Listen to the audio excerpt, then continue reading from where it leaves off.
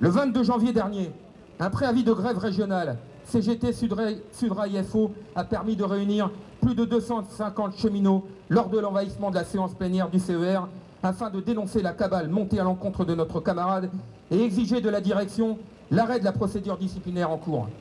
La réponse de la direction ne s'est pas fait attendre, puisque le surlendemain, Régis recevait à son domicile, en accusé de réception, une convocation au conseil de discipline avec le niveau de sanction demandé de dernier avertissement assorti de 10 jours de mise à pied ferme. Ma présence ici, elle est triple ou double.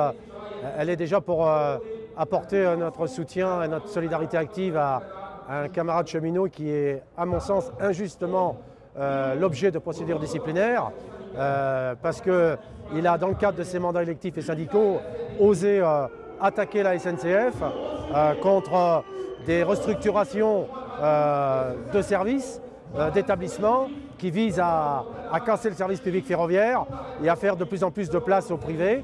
Et donc voilà, et comme la SNCF a été battue de certains procès, donc elle a l'esprit de revanche, et donc elle a monté un dossier à charge contre ce délégué de la CGT qui le conduit aujourd'hui au conseil de discipline, alors qu'apparemment le dossier est vide en matière de reproches qu'on peut lui faire, au titre d'ailleurs professionnel comme au titre de ses mandats électifs et syndicaux.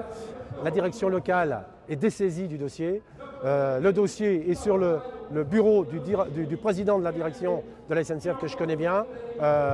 Et je sais que lui, il est animé, depuis qu'il a été nommé par Sarkozy, de casser la CGT. Et ça, j'assume mes propos. Et donc, ce qui se passe aujourd'hui participe, je dirais, de cette démarche qui est engagée depuis 2007. Mais aussi, elle s'inscrit aussi dans des formes de criminalisation de l'action syndicale qui se développent dans le pays depuis des années, qui ont vu d'ailleurs des procès assez retentissants, comme les 5 de Roanne et d'autres. Et donc la SNCF aujourd'hui, entreprise publique, est gérée de plus en plus sur des critères privés, n'échappe pas à cette démarche. La direction lance également un message clair aux autres militants qui refusent de baisser leur tête dans la période, aux militants les plus revendicatifs. Demain, cela peut être vous, cela peut être nous.